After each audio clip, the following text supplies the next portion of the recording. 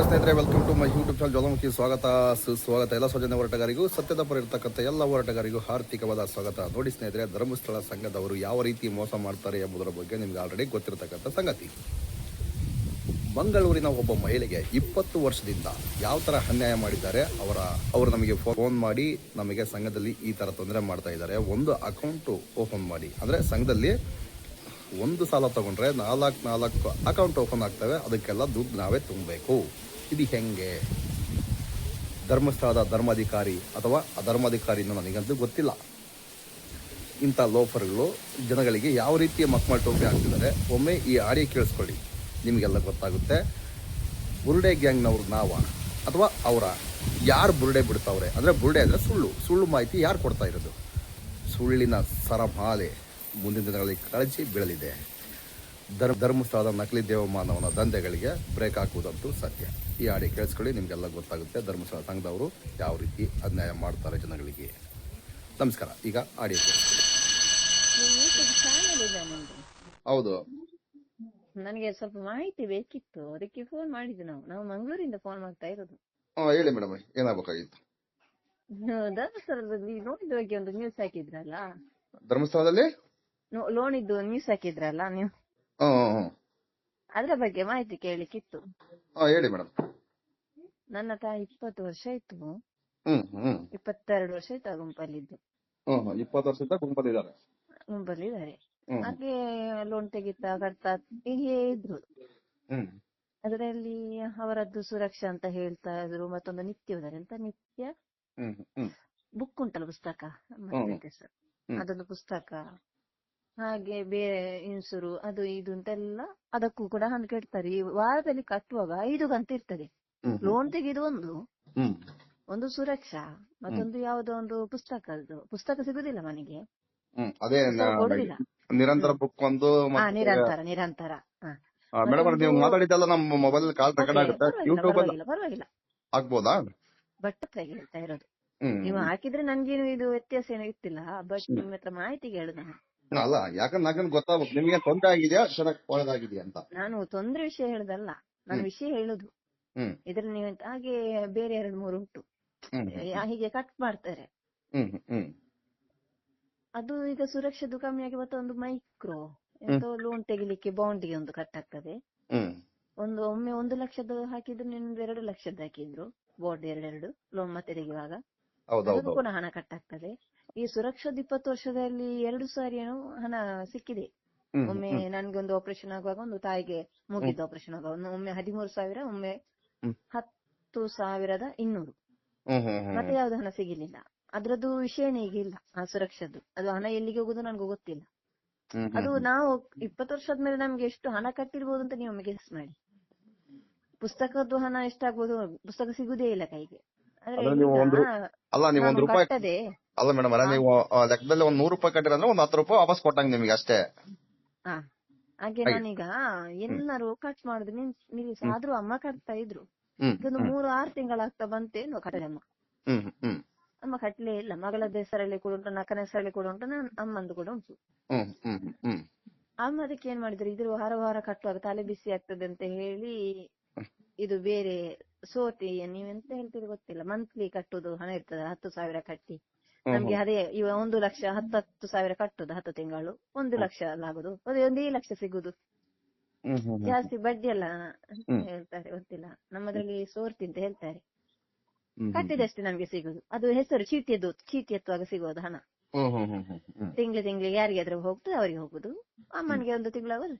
ಹಾಗೆ ಹಣ ಇದೆ, ಸಿಕ್ಕಿದೆ. ಅಮ್ಮ ಹೇಳುದು ಅದು ಕಟ್ಬೇಕಾ ಏನಂತ ಕೇಳ್ತಾ ಇದ್ದಾರೆ. ನಾ ಮೊನ್ನೆಯಿಂದ ನಿಮ್ಮ ನ್ಯೂಸ್ ನೋಡ್ತಾ ಇರ್ತೇನೆ. ಹಾಗಾದ್ರೆ ನಾನು ಹೇಳುದು, ಅದು ಕಟ್ಟದಿದ್ರೆ ಏನಾಗುತ್ತೆ? ಅಮ್ಮದಿಷ್ಟು ಹಣಕ್ಕೆ ಇದೇ ಇಲ್ಲ, ಅಮ್ಮ ಅಷ್ಟು ಹಣ ಕಟ್ಟಿದ್ದಾರೆ, ಅದ್ರದ್ದೊಂದು ಪ್ರೂಫ್ ಇಲ್ಲ. ಈಗ ನಾನು ಹೇಳುದು, ಅಮ್ಮಂದು ಕಟ್ಟದಿದ್ರು ಪರವಾಗಿಲ್ಲ, 20 ವರ್ಷ ಅಷ್ಟು ಕಟ್ಟಿದ್ಯಾ ನೀನು ಬಡ್ಡಿ ಸಮೇತ, ಏನಾಗಲ್ಲ ಅಂತ ಅಮ್ಮನ ಹತ್ರ ಹೇಳುದು. ಅದಕ್ಕೆ ನಾನು ನಿಮ್ಮ ಹತ್ರ ಒಂದು ಮಾಹಿತಿ, ಅದು ಕಟ್ಟದಿದ್ರೆ ಏನಾದ್ರು ಪ್ರಾಬ್ಲಮ್ ಆಗ್ತದ? ಏನು ಪ್ರಾಬ್ಲಮ್ ಆಗಲ್ಲ ಮೇಡಮ್ ಅವರೇ, ಅವ್ರು ತಗೊಂಡ್ಬಂದಿರೋ ದುಡ್ಡು ಬರೇ ಬ್ಲಾಕ್ ಮನಿ. ಕೋರ್ಟ್ ಹಾಕ್ಲಿ ಬಿಡಿ ಮೇಡಮ್ ಅವರೇ, ನೋಡ್ಕೊಂಡ್ರಾಯ್ತು. ಅವ್ರ ಹತ್ರ ದಾಖಲಾತಿ ಇದ್ರೆ ಕೋರ್ಟಿಗೆ ಹಾಕ್ತಾರೆ. ಈಗ ನೋಡಿ, ಸಪೋಸ್ ನಿಮ್ಗೆ ಹೇಳ್ಬೇಕಂದ್ರೆ, ಈಗ ನಿಮ್ಮ ಹತ್ರ ನಾನು ಸಾಲ ತಗೊಂಡ್ರೆ ಬಾಂಡ್ ಕೊಟ್ಟಿರ್ತೀನಿ, ಚೆಕ್ ಕೊಟ್ಟಿರ್ತೀನಿ, ನೀವು ಕೋರ್ಟಿಗೆ ಹಾಕ್ಬಹುದು. ಅದು ಲೀಗಲ್ ಆಗಿದೆ. ಇವು ಏನಾಯ್ತು ಇವ್ರಿಗೆ? ಲೈಸೆನ್ಸ್ ಇಲ್ಲ, ಇನ್ನೊಂದಿಲ್ಲ, ಮತ್ತೊಂದಿಲ್ಲ, ಹಾಕೊಂಡ್ಲಿ ಬಿಡಿ, ಕೋರ್ಟಿಗೆ ಹಾಕೊಂಡ್ಲಿ. ಅಲ್ಲ ಕೋರ್ಟ್ ಅವರು ಹಿರಿಯರಲ್ಲ, ಅವರಿಗೆ ಹೆದರಿಕೆ ಸ್ವಲ್ಪ ಜಾಸ್ತಿ. ಹಂಗ ಬಟ್ ಅನ್ಕೊಂಡ್ ಅವರಿಂದ ಅಷ್ಟು ಹಣ ತಗೊಂಡಿದ್ದಾರೆ, ಇಲ್ಲ ಅಂತ ನಾನು ಹೇಳ್ತಿಲ್ಲ. ಅದಕ್ಕಿಂತ ಈ ಒಂದು ಲೋನ್ ತೆಗೆದು 4 ಕಂತು ಅದು ಯಾವ್ದಕ್ಕೆ ಹೋಗುದು ಅಂತ ಅವರಿಗೆ ಗೊತ್ತಿಲ್ಲ. ಇವಾಗ ನಿಮಗೆ ಸ್ವಲ್ಪನಾದ್ರೂ ಅರ್ಥ ಆಗಿದೆಯಲ್ಲ ಮೇಡಮ್ ಅವರೇ, ಹಿಂಗೆ ಜನಗಳಿಗೆಲ್ಲ ಅರ್ಥ ಆಗ್ಲೇಬೇಕು. ಯಾಕಂದ್ರೆ ಇಲ್ಲ sir, ಇವರು ಇಲ್ಲಿ ತುಂಬಾ ಜನ ಕಟ್ತಾ ಇಲ್ಲ, ಯಾರು ಕಟ್ತಾ ಇಲ್ಲ ಇಲ್ಲಿ. ಆದ್ರೆ ಅವ್ರು ಮನೆ ಮನೆಗೆ ಬರ್ತಾನೆ ಇದ್ದಾರೆ. ಅದಕ್ಕೆ ನಾನು ಒಂದು ಹೆದರಿಕೆ ಅವರಿಗೆ. ಇವಾಗ ಅವರ ಕೈಯಲ್ಲಿ 1 ಲಕ್ಷ ಉಂಟು. ಅಮ್ಮ ಹೇಳುದು, ನಾನ್ ಕಟ್ಟಿದ್ದು ಅವ್ರು ಬ್ಯಾಂಕಿಗೆ ಹಾಕ್ತಾರ ನನ್ಗೆ ಗೊತ್ತಿಲ್ಲಲ್ಲ, ಅವ್ರ ಕೈಯಲ್ಲಿ ತಗೊಂಡು ಹೋದ್ರೆ ನಾ ಎಂತ ಮಾಡುದು, ಅದಕ್ಕೆ ಪ್ರೂಫ್ ಇಲ್ಲಲ್ಲ ಅಂತ ಹೇಳುದಮ್ಮ. ಅದಕ್ಕೆ ನೀವೇನ್ ಮಾಡ್ಬೇಕು ಮೇಡಮ್ ಅವರೇ, ನಮಗೆ ಪ್ರೂಫ್ ಕೊಡಿ, ನಾವು ಇಷ್ಟು ದುಡ್ಡು ಕಟ್ಟಿದೇವಲ್ಲ ನಮಗೆ ಪ್ರೂಫ್ ಕೊಡಿ. ನಾವು ಡೈರೆಕ್ಟ್ ಬ್ಯಾಂಕಿಂದ ಅಕೌಂಟ್ ಕೊಟ್ಬಿಡಿ, ನಾವು ಅಕೌಂಟ್ ಹಾಕ್ತಿವಿ. ಅಲ್ಲ, ಇಲ್ಲಿ 20 ಗುಂಪು ಏನೋ ಕಟ್ಟುದಿಲ್ಲ ಹಣ, ಯಾರು 20 ಗುಂಪನವ್ರು ಕೂಡ ಕಟ್ಟುದಿಲ್ಲ. ಮನೆ ಮನೆಗೆ ತಿಂಗಳಿಗೊಮ್ಮೆ ಬಂದು ಹೋಗ್ತಾರೆ ಅವರು. ತಿಂಗಳಿಗೊಮ್ಮೆ ಅಲ್ಲ ಮೇಡಮ್ ಅವರೇ, ವಾರ ವಾರ ಬರ್ತಾರಲ್ಲ, ಯಾಕೆ ತಿಂಗಳಿಗೊಮ್ಮೆ ಅಲ್ಲಲ್ಲ, ಹಣ ವಸೂಲು ಮಾಡ್ಲಿಕ್ಕೆ ಯಾರು ಕಟ್ಟುದಿಲ್ಲ. 20 ಗುಂಪುಂಟು ಇಲ್ಲಿ, ಯಾರು ಕಟ್ಟುದಿಲ್ಲ. ಹಣ ಕಟ್ಟಿ ಅಂತ ಹೇಳಿಕ್ಕೆ ತಿಂಗಳಿಗೊಮ್ಮೆ ಆದ್ರೂ ಬರ್ತಾರೆ ಅವರು. ಹಂಗೆ ಒಟ್ಟು 4 ವಾರ ಕಲೆಕ್ಷನ್ ಆಗಿದೆ, ವಾರ ವಾರಕ್ಕೆ ಬರ್ತಾ ಇದ್ರಲ್ಲ. ಈಗ ಇಲ್ಲಿ ಯಾರು ಕಟ್ತೇ ಇಲ್ಲ. 20 ತಿಂಗಳಿಗೊಮ್ಮೆ ಆದ್ರೂ ಬಂದು ಬೈದು ಹೋಗ್ತಾರೆ. ಅಮ್ಮ ಹೇಳುದು, ನನ್ಗೆ ಹಣ ಕಟ್ಬೇಕ ಏನು ಅಂತ ಹೇಳು ನೀನು ಅಂತ. ನಾನು ಅದ್ರ ಹೇಗೆ ಹೇಳಿದ್ರೆ ಕಾನೂನು ಪ್ರಾಬ್ಲಮ್ ಆಗ್ತದ? ಏನು ಪ್ರಾಬ್ಲಮ್ ಆಗಲ್ಲ ಮೇಡಮ್ ಅವರೇ, ಏನೇನು ಪ್ರಾಬ್ಲಮ್ ಆಗಲ್ಲ. ನಿಮ್ಗೆ ಆಗ್ಲೇ ಹೇಳಿದ್ನಲ್ಲ, ಇವ್ರ ಹತ್ರ ಯಾವ್ದೇ ರೆಕಾರ್ಡ್ಸ್ ಇಲ್ಲ, RBI ಲೈಸೆನ್ಸ್ ಇಲ್ಲ, ಕರ್ನಾಟಕ ಲೇವಾದೇವಿ ಆಕ್ಟ್ ಪ್ರಕಾರ ಲೈಸೆನ್ಸ್ ಇಲ್ಲ, ಯಾವ್ದೇ ಒಂದ್ ಲೈಸೆನ್ಸ್ ಇಲ್ಲ. ಇವ್ರ ಬಂಡವಾಳ ಹೆಂಗ್ ಗೊತ್ತಾ, ದೊಡ್ಡವರು ಇಡೀ ದೇಶಕ್ಕೆ ದೊಡ್ಡವರು. ಬಂದಿದ್ರು ಒಂದು 5 ತಿಂಗಳ ಮುಂಚೆ ನಮ್ಮ ಸರ್ ಬಂದಿದ್ರು. ಅವರು ಲೋನ್ ಮಾಡುವಾಗ ಅವ್ರು ಹೇಳಿದ್ರು, ಇದು ಯಾವ್ದಕ್ಕೆ ಹಣ ಅಂತ. ಅದು ಜನನ ಮರಣ ಆದ್ರೆ ಅಲ್ಲಿಗೆ ಕ್ಲೋಸ್ ಆಗ್ತದೆ. ಇದು ಮರಣ ಆದ್ರೆ ಅದು ಲೋನ್ ಮರಣ ಕ್ಲೋಸ್ ಆದ್ರೆ ಇದು ಯಾವ ರೀತಿಯ ಯೋಜನೆ ಅವರೇ ಕೇಳಿದ್ರು. ಒಬ್ರು ಚೆಕಿಂಗ್ ಬರ್ತಾ ಸರ್ ಬಂದಿರಿದ್ರು, ಅವರೇ ಕೇಳಿದ್ರು, ಇದು ಯಾವ ರೀತಿಯ ಇನ್ಸೂರೆನ್ಸ್, ಇದು ನಂಗೆ ಗೊತ್ತಿಲ್ಲ ಅಲ್ಲ, ಇದ್ರ ಬಗ್ಗೆ ನಂಗೆ ಮಾಹಿತಿ ಇಲ್ಲ ಅಲ್ಲ ಅಂತ. ಆದ್ರೆ ಇವರು ಎಂತ, ಈ ಗುಂಪಿನವ್ರು ಎಂತ ಮಾಡುದು? ಕೆಲವರಿಗೆ ಅದರಲ್ಲೇ ಗೊತ್ತಿಲ್ಲ ಮೇಡಮ್ ಅವರೇ, ಕೆಲವರಲ್ಲಿ ಅದ್ರಲ್ಲಿ ಇರ್ತಕ್ಕಂಥ ಅಧಿಕಾರಿಗಳೇ ಗೊತ್ತಿಲ್ಲ. ಸುಮ್ನೆ ಸ್ಕ್ಯಾಮ್. ಈ ಸ್ಕ್ಯಾಮ್ ನಾವು ಬಂಡವಾಳನೆಲ್ಲ ಬಯಲಿಗೆ ಹಾಕ್ತಿವಿ. ಈ ಸ್ಕ್ಯಾಮ್ ಅಲ್ಲಿ ಇಷ್ಟೆಲ್ಲ ಇದೆಯಲ್ಲ, ಇದನ್ನೆಲ್ಲ ಬಂಡವಾಳ ಬಯಲಿಗೆ ಹಾಕ್ತಾ ಇದೀವಿ ನಾವು. ನಮ್ಮನ್ನ ಇವ್ರು ಇನ್ನ ಹಂಗೆ ಹಿಂಗ ಅಂತಾರ, ನಾವು ತಲೆನೇ ಕೆಡಿಸ್ಕೊಂಬಲ್ಲ. ನಾನು ಸಂಘದಲ್ಲಿ ಇದ್ದವನ ನೊಂದವನೇ, ಈಗ ನಾನ್ ಗಟ್ಟಿಯಾಗಿ ನಿಂತ್ಕೊಂಡಿದ್ದೀನಿ. 2 ವರ್ಷ ಆಯ್ತು ಮೇಡಮ್ ಅವರೇ, ಕಟ್ಟಿಲ್ಲ. ಹೌದಾ? 2 ವರ್ಷ ಕಟ್ಟಿಲ್ಲ. ಈಗ ನಮ್ಮ ಮನೆ ಹತ್ರ ಯಾವನೂ ಬರೋದಿಲ್ಲ. ನಾನು ಒಬ್ನೇ ಅಲ್ಲ, ನಮ್ಮೂರಲ್ಲಿ ಸುಮಾರು ಸಂಘ ಇದಾವೆ, ನನ್ನಿಂದ ಸುಮಾರು ಸಂಘ ನಿಂತ್ಕೊಂಡಿದಾವೆ. ಅಕ್ಷರಾಭ್ಯಾಸ ಇಲ್ಲ ಸರ್, ಅಕ್ಷರಾಭ್ಯಾಸ ಇಲ್ಲ. ನಾವು ಯಾವಾಗ್ಲಿಂದ ಹೇಳ್ತಾ ಇದ್ದೇವೆ, ಕ್ಲೋಸ್ ಮಾಡಿ ತೆಗಿಬೇಡ ಅಂತ. ಅಕ್ಷರಾಭ್ಯಾಸ ಇಲ್ಲ. ಇವರೆಂತ ಮಾಡುದು ಗೊತ್ತು, ನಾವು ಎಲ್ಲ ಯಾವ ಸ್ಕೀಮ್ ಬರುತ್ತೆ ಅದಕ್ಕೆಲ್ಲ ಹೆಸರು ಹಾಕೋದು. ಅಮ್ಮ ವಾರ ವಾರ ಕಟ್ಟುದು ಸರ್ ಹಣ. ಯಾವ್ದಕ್ಕೇನು ಪ್ರೂಫೇ ಇಲ್ಲ. ನಾನು ಮೊನ್ನೆ ನೋಡುವಾಗ 5 ಕಂತು, ನಾನಿದು ಲೋನ್ ತೆಗ್ದದು 2 ಲಕ್ಷದ ಒಂದು, ಇದು 5 ಕಂತು ಯಾಕೆ ನಿಂದು ಕಟ್ಟಾಗ್ತದೆ? 19,000 ಸರ್ ವರ್ಷಕ್ಕೆ. 10,000 ವರ್ಷಕ್ಕೆ ಒಂದು ಬಾಂಡ್ ಇದೆ ಸರ್, ಒಂದು 20,000, ಒಂದು 10,000. ಆದ್ರೆ ಅದಕ್ಕೊಂದು ಇದ್ವೇ ಇಲ್ಲ. ನಾವಾಗಾದ್ರೆ ಬಾಂಡ್ ಇದು ಹಣ ಕೇಳುವಂತ ಯಾವ ಡಾಕ್ಯುಮೆಂಟ್ ಇಟ್ಟು ಕೇಳುದು? ಅಲ್ಲ ಮೇಡಮ್ ಅವರೇ, ನಾವು ನಮ್ಮ ಯೂಟ್ಯೂಬ್ ಅಲ್ಲಿ ಮಾಹಿತಿ ಹೇಳ್ತಾ ಇದ್ವಿ, ಹಿಂಗೆ ಒಂದ್ ಅಕೌಂಟ್ ಓಪನ್ ಮಾಡ್ತಾರೆ, ಹಿಂಗ್ ಸಾಲ ಬರೇ 2 ಲಕ್ಷ 1 ಲಕ್ಷ ಸಾಲ ತಗೊಂಡ್ರೆ ಅವ್ರೊಂದ್ 4-5 ಅಕೌಂಟ್ ಮಾಡ್ಕೊಂಡು ಹಿಂಗ್ ವಸೂಲು ಮಾಡ್ತಾ ಇದಾರೆ ಅಂತ ಹೇಳ್ತಾ ಇದ್ವಿ.